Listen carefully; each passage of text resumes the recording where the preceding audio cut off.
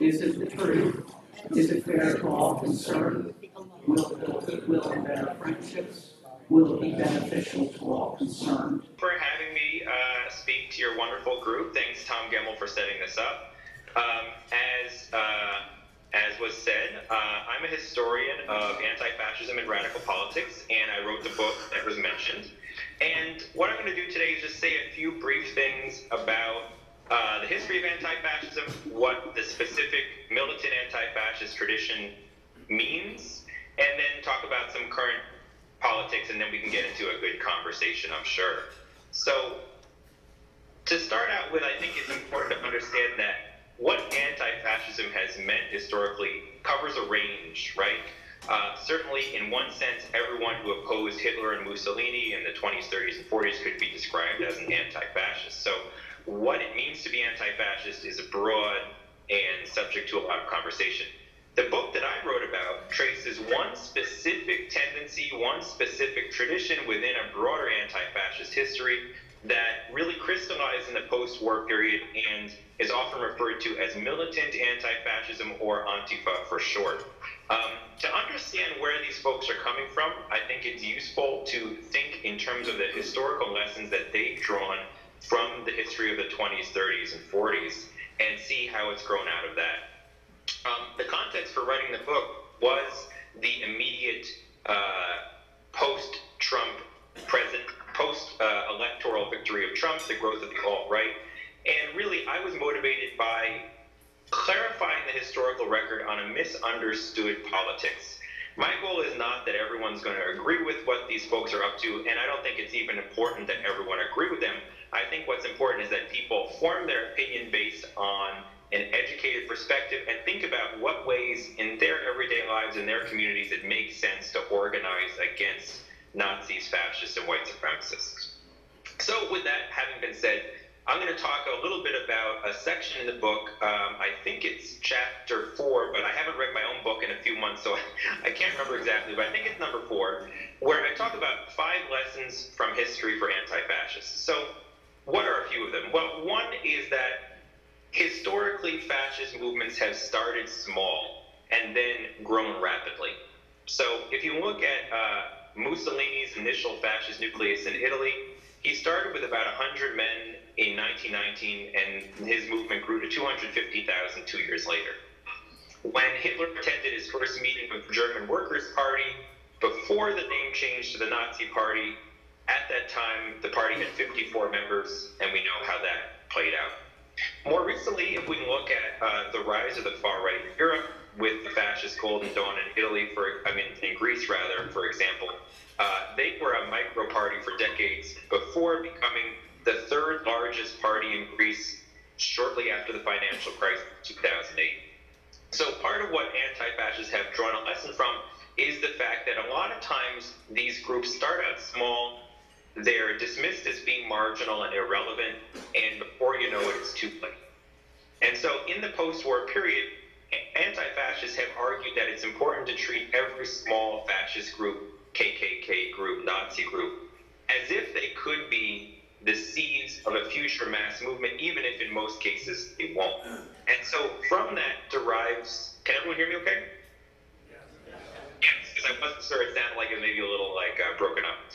So from that kind of perspective derives the popular anti-fascist slogan, no platform for fascism. The argument for not treating fascist and white supremacist politics as a simple difference of opinion, but as the potential seeds of dangerous mass movement. So that ties into important questions around speech and public discourse, which we can get to into the Q&A if you're interested. Related to that is the fact that when Hitler and Mussolini took power, they did through largely legal methods. They did not create a kind of revolutionary movement that stormed the gates of power, but rather they managed to capitalize on popular anxieties around economic decline, perceived kind of social decay, to gain the support of powerful elites in German and Italian society, and use the parliamentary process to gain power. So for that reason, anti-fascists don't think that it's simply enough to vote. They don't think it's simply enough to hope that the governmental mechanisms that we have in place are sufficient. They argue that it's important for all of us to do what we can to try and prevent these groups from growing before it's too late.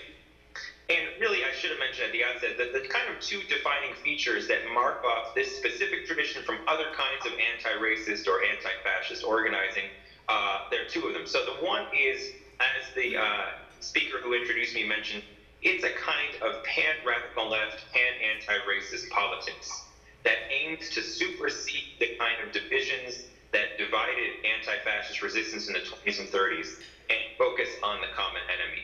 So, as those of you who maybe are familiar with some of the history will know, prior to about the Spanish Civil War, much of European society was divided about how to respond to Nazis and fascists. Different communist parties and socialist parties and Republican groups and labor unions and community groups couldn't get on the same page to recognize the threat posed by Hitler, Mussolini, and other far-right movements. So subsequently, anti-fascists have argued for kind of trying to put aside what divides us in the effort of this common issue.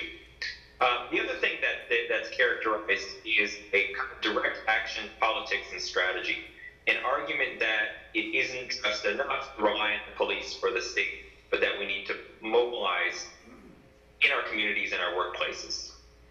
So this is a kind of direct historical outcome of the fact that after World War II, they looked back and saw that these movements came to power legally.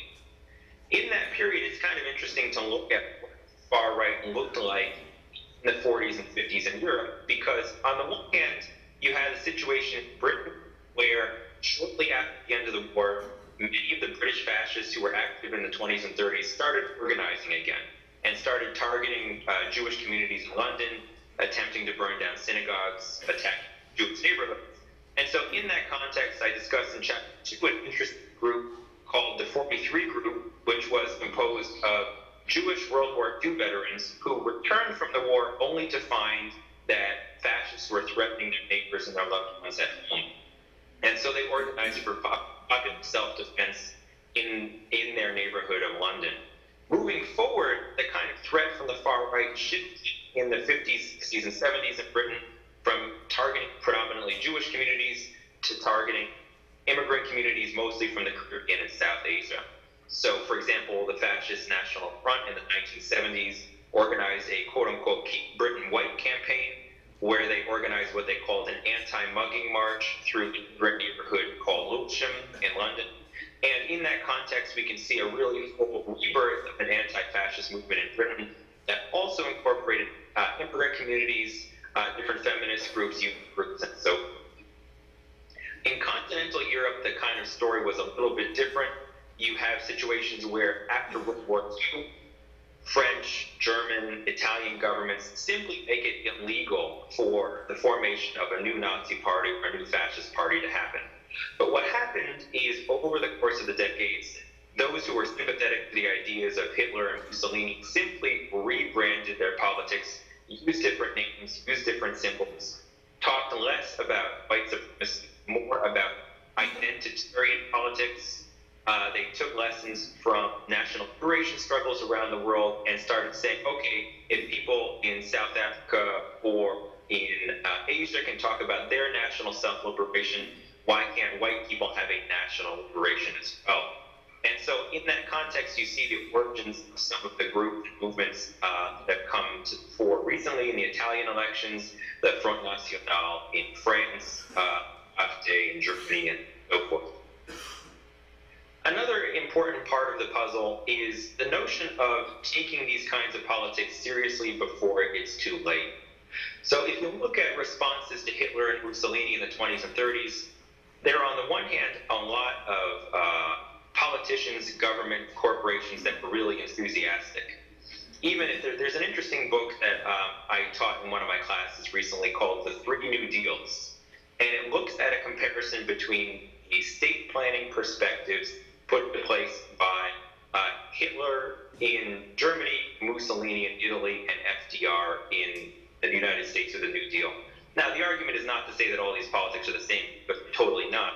But rather to point out that in some interesting ways, FDR and other kinds of important politicians were influenced by the early kinds of state intervention perspectives put forward as the global perspective was shifting away from free market politics towards state intervention. And so there was a kind of curiosity, a fascination with certain forms of fascist politics that spread across much of the political spectrum before it became fully evident to everyone what the danger was. In Europe, most leftists were still mostly focused on trying to attack each other. The Communist International labeled socialists social fascists, no better than fascists. And it wasn't really until the Spanish Civil War when volunteers came from around the world. You had the international brigades coming from the United States and other kind of national divisions from countries around the world to stand up to Franco and his allies and Hitler and Mussolini.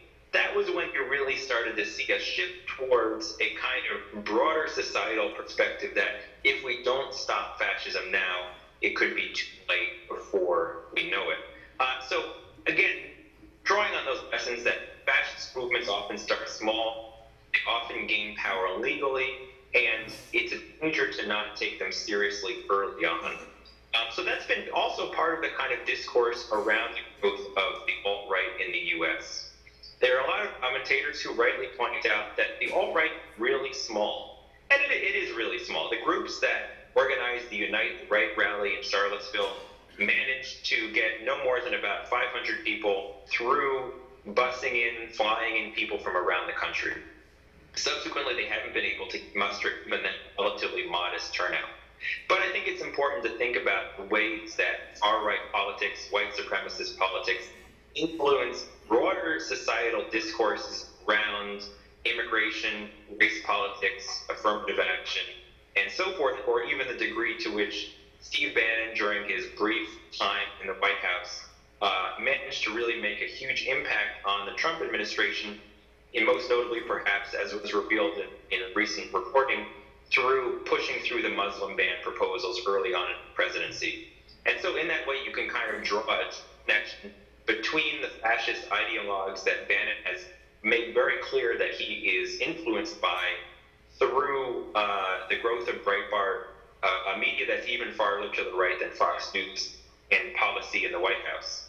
So in that sense, I think it's useful to think about, even when small these groups can be influential, that it's important to take them seriously in our everyday lives, in our communities, and that it's important to recognize that even if they're small today, they could pose a threat moving forward. I'm going to shift gears a little bit now towards kind of trying to clarify the record on some of the more misunderstood aspects of what it's all about. And hopefully that'll give you some food for thought for questions. So Antifa is not one specific group. It's kind of a tendency or politics around popular self-defense against the far right. It's something that has a fairly long history around the world. In Europe, it's a rather well-known part of politics. This kind of politics has been very active, both in sort of like what they call football, what we call soccer, fan scenes around punk music, in everyday community politics. In the United States, really, you can see its presence from the late 80s into the 90s with the development of the Anti-Racist Action Network, which started largely through the initiatives of anti-racist skinheads in Minneapolis. Anti-racist skinheads, you say, what's that? Well, some people don't realize that actually the origins of skinhead music and politics came out of the interchange between Jamaican immigrants to Britain in the 60s, who brought their kind of ska reggae music, which had kind of a skinhead variant to it, and then was picked up by British working class youth.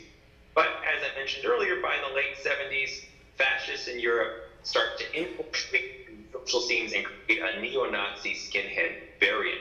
And so you can see this both fascist street politics and Antifa politics in North America and Europe in the 70s, 80s, and 90s around contestations over subcultural spaces. And that's really where anti-racist action comes out of. And by the mid-90s, it becomes a network with hundreds of chapters around the country, thousands of members who are trying to create a kind of anti-racist youth scene to push back against the growth of Klan groups, neo-Nazi groups, and so forth. trajectory that grows into the 2000s, into the groups that call themselves Antifa. The use of that name has to do with a greater awareness of specifically the German movement through the use of social media, YouTube, and so forth. Americans are familiar with that lingo and have started using more of the symbols of language of the German movement, but it's not really that much of a new development. So in that sense, it's more of a tendency or politics. There is no one specific group. Anyone can kind of decide that they want to organize against the far right in their neighborhood and call themselves that if they want to. It's a kind of specific tradition. And most of what folks who are involved in these groups is they kind of act sort of like private eyes keeping an eye on the far right. They spend hours scrolling through the most reprehensible message boards, reading about who these groups are, keeping an eye on who their leadership is, what kind of events they're trying to organize. When they want to have an event in a hall like the one that you're sitting in, they contact the owners of the hall and say, hey, you may not know this, but you're hosting a neo-Nazi group. We don't think you should do that. If you do, we're going to boycott your institution. And more often than not, that's the end of it. Of course, what you have the headlines is the confrontations that have occurred in Charlottesville and elsewhere when all of these different efforts to stop the far right from mobilizing through boycotts, through community pressure, through outing leaders don't bear fruit, and the efforts to stop them spill out into the public sphere. So certainly self-defense is a crucial part of what anti-fascist politics are about, but it's a very small part of it that happens very infrequently compared to most of what the other work is that ties into it. And again, it's born out of a historical argument that if you don't treat fascists with the utmost seriousness now, it could be too late later on. To some extent, I think we can think of it in terms of the popular poem, First They Came for the Socialists, and I said nothing for it because I was not a socialist. And I think that it's really inspiring that, for example, during the protests against the Muslim ban, one of the most popular signs was, first they came for the Muslims, and I said, not this time, ... So I think that that's a good way to think through some of the background context of this politics that can be universalized and picked up and adopted in different ways depending on what the situation is.